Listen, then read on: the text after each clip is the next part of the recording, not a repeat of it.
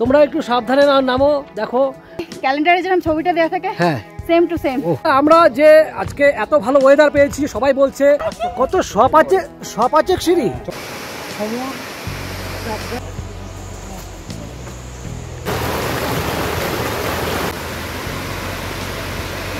নমস্কার বন্ধুরা, তাহলে মেঘালয় ভ্রমণ পর্বের আরও একটি ভিডিওতে আপনাদের স্বাগত জানাই। আজ আমাদের ভ্রমণের তৃতীয় দিনের চতুর্থ পার্ট। আচ্ছা, এই ফলসটার নামটা কি? এই জায়গার ফলসটার নামটা কি? তাহলে বন্ধুরা, আগের পর্বতে আপনাদের তো দেখিয়েছিলাম যে আমরা মেঘালয়ের লাদাখ দেখে এসেছি। এবার সেখান থেকে আমরা চলে এসেছি উইশডং ওয়াটারফলস দেখতে। এই ফলসটা যেতে হলে আমাদের প্রায় সপাচেক সিঁড়ি তো নামতেই হবে। তাহলে চলুন আর দেরি না করে এবার যাওয়া যাক। তাহলে এই ভিউ পয়েন্টটা যেটা আমরা কখনোই মিস দিতে পারি না, আর তার কারণ হলো একটাই, আপনারা একটু গেলে পরেই বুঝতে পারবেন। কারণ আজকে আমরা যে ওয়াটারফলস দেখতে এসেছি, এটা হচ্ছে মেঘালয়ের সবচেয়ে সুন্দরতম ওয়াটারফলস। এই ফলসটা একটু জঙ্গলের মধ্যে লুকোনো থাকার জন্য অনেকেই কিন্তু সেখানে যেতে পারে না। আর তার অন্যতম কারণ হয়েছে সেখানে প্রচুর সিঁড়ি আপনাকে নামতে হবে। তাহলে আমরা উইং শ্যাডোতে যাচ্ছি এখন। এখানে যেতে গেলে আমাদের দীর্ঘ পথ আর কি নামতে হবে। তো সেই পথটুকুকে আমাদের এখন কিছু করার নেই। এত ভাবনা চিন্তা না করে আমাদের চলো নিচে নেমে আসি। বাংলায় বললাম বলে উত্তর তাহলে অনেকটাই নিচে, তাই তো? অনেক নিচে হবে তো, আর অর্ধেক আসেন হবে। খুব সিঁড়িগুলো খুব খারাপ আছে আর কি মনে হচ্ছে। মোটামুটি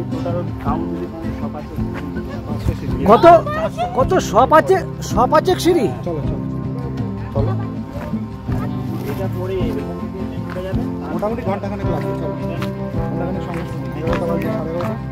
তাহলে বন্ধুরা, শুনতে পেলেন তো আমাদের সেখান থেকে ঘুরে আসা পর্যটকরা কি বলছে? প্রায় ঘন্টাখানেকের পথ ফিরে আসা এবং যাওয়া নিয়ে, আর মিনিমাম 500-র মতো সিঁড়ি আপনাকে ওঠানামা নয়, ওয়ান সাইডেড। তাহলে একবার ভেবে দেখুন আমরা কোন জায়গায় যাচ্ছি। আর সত্যি কথা বলতে, আপনারা যদি সবচেয়ে সুন্দরতম জিনিস দেখতে যেতে চান, এইটুকু কষ্ট তো আপনাকে করতেই হবে, কিছু করার নেই। তাহলে আমরা আর কথা না বাড়িয়ে ধীরে ধীরে হেঁটে চলে যাই সেই স্পটের দিকে। চলুন তো। তোমরা একটু সাবধানে নামো। দেখো, আমরা বুঝতেই পারছো যে সিঁড়িটা খুবই খাড়া আর কি। তুমি বলতে বলতে নেমে আসো, দেরি করো না। আজকে এত ভালো ওয়েদার পেয়েছি, সবাই বলছে আমাদের ভাগ্য নাকি খুব ভালো। সাধারণত এই সময়টাতে এই জায়গাগুলো আপনারা গতকালকে ভিডিওতে দেখেছেন, পুরো ঝাপসা এবং ঘোলাটে হয়েছিল। সেই হিসাব বলতে গেলে কিন্তু আমরা খুব ভালো ওয়েদার পেয়েছি। দেখুন কত সুন্দর দৃশ্য। এই কথা কিন্তু সত্যি। যদি আপনি ঘুরতে যাওয়ার পর যদি একটা ঝা চকচকে সুন্দর একটা দিন না পান না, আপনার মনে হবে আমার দিনটাই একদম বৃথা গেল। যাকে চলুন, আমাদের দেরি না করে আমরা টিকিট কাটা হয়ে গেছে। এবার আমরা ধীরে ধীরে সেই সিঁড়ি ভেঙে নিচে নামার চেষ্টা করি। খারাপ সিঁড়ি দেখে কেউ করিস নে ভয়, আড়ালে তার সৌন্দর্য নাচে।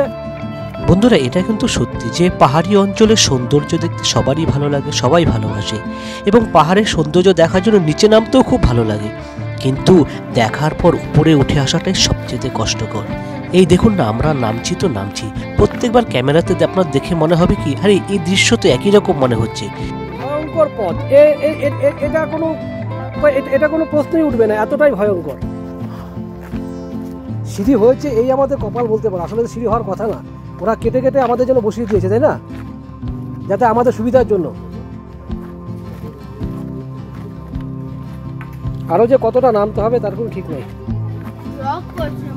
ইয়েস, কেমন লাগলো তোমার জায়গাটা বলো? দারুণ, অসাধারণ, পুরো পোর্ট্রেটের মতো একদম। ক্যালেন্ডারে যেরকম ছবিটা দেওয়া থাকে, হ্যাঁ same to same. Thank you. দারুণ লেগেছে।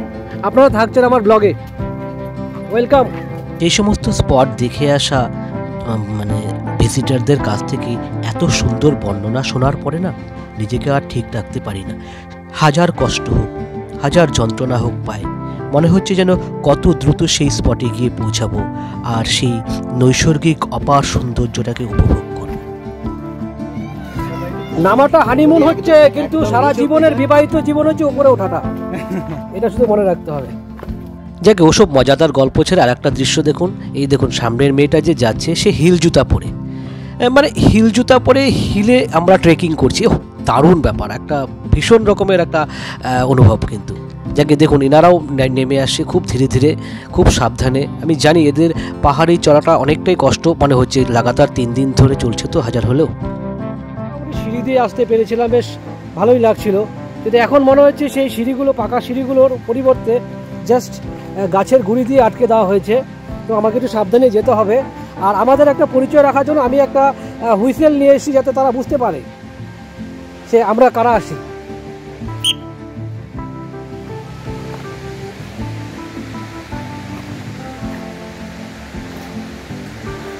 ওই দেখুন বন্ধুরা, ঝর্ণাটার শব্দটা শোনা যাচ্ছে।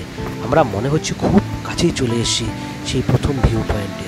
এই তো চলুন তাহলে ভিউ পয়েন্ট, ওদিকে যে ওয়াটারফলস। তাহলে বন্ধুরা ওই কথাটা আপনাদের সাথে আর একবার রিপিট করি, যে বললাম না যে সবচেয়ে সেরা সুন্দর ওয়াটারফলস দেখার দিন যদি এরকম ভালো ওয়েদার পাওয়া যায়, তাহলে মনটা এমনিতেই আনন্দে ভরে যায়। আর এটাও মনে হয় এতদিন এত কষ্ট এত খরচ যা করেছি সবই সার্থক। তো যাকে আপনারাও আমার এই লেন্সের মাধ্যমে দেখিয়ে আপনাদের নিজেদের চোখটাও অন্তত ভার্চুয়ালি অন্তত সার্থক করুন। সত্যি মানে এই জায়গা মানে সৌন্দর্য ভাষায় বর্ণনা করা যাবে না। এদিক থেকে নিচে নামা যাবে, এটা শুধু ভিউ পয়েন্ট তো মনে হচ্ছে। এই চলো, এটা তো ভিউ পয়েন্ট, আমি এখানে বললাম না।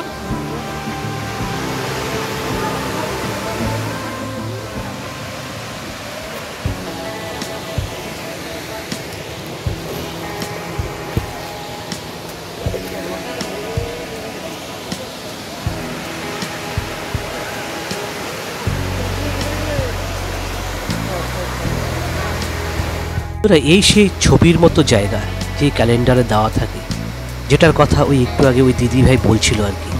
সত্যি এক কথায় মানে দু চোখ দিয়ে দেখার পর মনে হচ্ছে আহা কি দেখিলাম আমি। তাহলে বন্ধুরা মেঘালয় ভ্রমণের অন্যতম সেরা দৃশ্য দেখার পর এবার আমরা কিন্তু ওই ডাইরেকশন দেওয়া ছিল অন্য পথ ধরে ধরে এবার কিন্তু আমরা আরও নিচে নামতে শুরু করলাম। যতদূর শুনেছি এর পরের যে যাত্রাপথটুকু রয়েছে আমাদের একদম ভয়ঙ্করতম, মানে এক কথা আপনাদের দেখলেই বুঝতে পারবেন যে কতটা ভয়ঙ্কর। তো সেই পথ ধরেই কিন্তু আমাদের কিন্তু এবার সেই ফলসের সামনে যেতে হবে। চলুন তাহলে এই ভয়ঙ্কর পথ ধরে আমরা এগিয়ে যাই।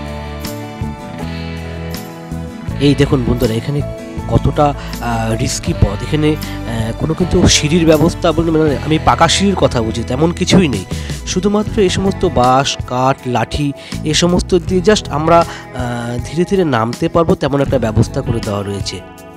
হ্যাঁ, আর একটা কথা কি বলুন, এখানকার যে পথটা দেখছেন না, এটা একটু বেশি রিস্কি। তার কারণ হচ্ছে এখানে খুব পিছল পথ, কারণ আপনি যে কোনো মুহূর্তে কিন্তু পা হড়কে যেতে পারে। তাই আপনাকে অতি সতর্কতার সাথে কিন্তু আপনাকে এই জায়গাটুকু যেতে হবে। এই দেখুন এখানে জাস্ট এই কাঠগুলো নামার সময় অনেকে বলছে যে কাঠগুলো নড়বড়ে ছিল আর কি, কিন্তু ওই যে বললাম যে ডারকে আগে জিত হ্যাঁ, কিছুটা তো রিস্ক নিতেই হবে। তাই আমি কিন্তু আপনাদেরকে আরও ভালোভাবে দেখানোর জন্য আমি কিন্তু ক্যামেরা কিন্তু অফ করিনি, যে ভালো করে সাবধানে নামতে হবে। আমি সাবধানে নামছিলাম, তো পাশাপাশি আপনাদের এই ভয়ঙ্করতম জায়গাটাকে দেখানোর জন্য এক মুহূর্তের জন্য ক্যামেরাটাকে আমি বন্ধ করিনি, কারণ আপনারা দেখলে পরেও অন্তত বুঝতে পারবেন যে এই জায়গার এই সমস্ত বৈশিষ্ট্যগুলো আর কি। কারণ এখানে যারা এরপরে ঘুরতে যাবেন তারা অনেকটাই কিন্তু মানসিকভাবে প্রস্তুত হয়ে যেতে পারবেন। এই দেখুন কতটা ধীরে ধীরে কতটা সাবধানে আপনার শরীর হাত পা সমস্তটাকে একটা নির্দিষ্ট ব্যালেন্স করে নিয়ে আপনাকে যেতে হবে। একটু যদি এদিক ওদিক হয়ে যায় আপনি কিন্তু পা হড়কে একদম নিচে পড়ে যেতে পারেন। আর আরেকটা কথা, পাহাড়ের গা ঘেঁষে বানানো এই সরু পথটা আরও বিপজ্জনক, কারণ এখানে একবার যদি কেউ চলে আসে দ্বিতীয় জন কিন্তু ক্রস করতে পারবে না, তাকে যাওয়ার জায়গা দিতে হবে, তারপরে তাকে যেতে হবে। এই দেখুন আমরা এখানে অনেকক্ষণ ধরে ওয়েট করছি, সিঁড়ি দিয়ে ওখানে যারা উঠছে আর কি, তারা ওঠার পরেই কিন্তু আমরা কিন্তু এই সিঁড়ি দিয়ে নামতে পারবো। তো যাকে আমরা কিছুটা ওয়েট করে দেখি ওনারা উঠে আসুক।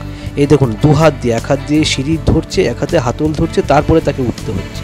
যাকে যেতে যেতে আমরা ওয়েট করছি। তো এর মধ্যে আপনাদের এই উপর এবং চারপাশটা একবার ভালো করে ঘুরিয়ে দেখিয়ে নিই। আমরা কিন্তু আবারও বলছি এখনও কিন্তু স্পটে গিয়ে কিন্তু পৌঁছাইনি। আমি এ কথাটাও বুঝে উঠতে পারছি না যে স্পটে যেতে গেলে এরকম বিপজ্জনক খাড়া সিঁড়ি আমাদের আর কতগুলো পার করতে হবে। সত্যি কিন্তু মানে এই দিক দিয়ে নামাটা খুবই বিপজ্জনক ছিল। আর আমি বললাম না, আমাকে তো আবার এক হাতে ক্যামেরা ধরে ধরে নামতে হচ্ছিল, এটার জন্য আমারও একটু হলেও ভয় লাগছিল। কিন্তু ওই যে বললাম, যেখানেই যাই না কেন নিজে দেখতে হবে আর অপরকেও দেখার জন্য সেই সুযোগ করে দিতে হবে। আর আমি যদি শুধু নিজেই দেখতে থাকি তাহলে ক্যামেরাটা ধরবো কোথায়, এটাও তো মাথায় রাখতে হবে। তো বন্ধুরা এই দেখুন সুন্দর, এখান থেকে দেখা যাচ্ছে কিন্তু আমরা প্রায় চলে এসেছি। এই বিপদসংকুল পথটা সামান্য একটু পার করতে পারলেই কিন্তু আমরা কিন্তু সেই আমাদের অন্যতম সেরা গন্তব্য এবং মেঘালয় দর্শনের সবচেয়ে সেরা জায়গায় চলে যেতে পারবো।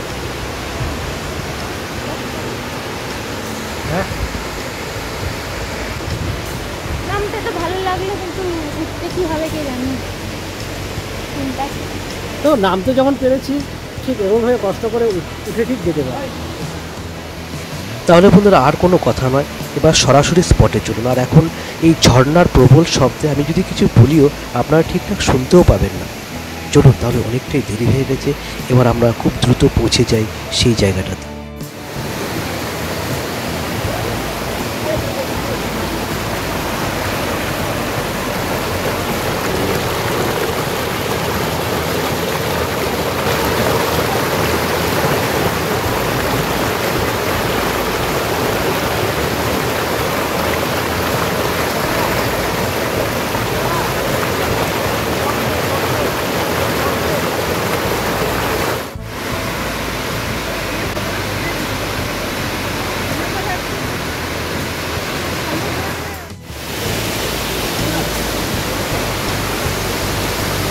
বন্ধুরা, এই জায়গাটা যদি আমি না আসতাম তাহলে মনে হতো যে আমার জীবনে সত্যি একটা বড়সড় একটা ঘাটতি থেকে যেত। এর মুখ যেমনই হোক না কেন একটু হাসি খুশি থেকে এই জায়গাটাকে উপভোগ করতাম।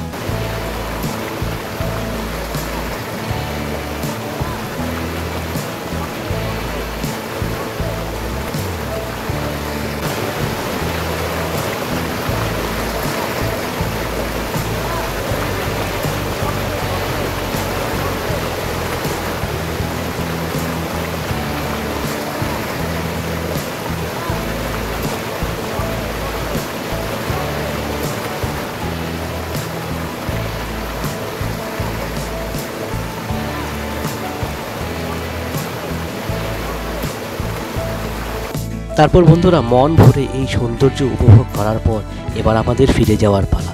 চলুন তাহলে আরও একটি নতুন স্পটে।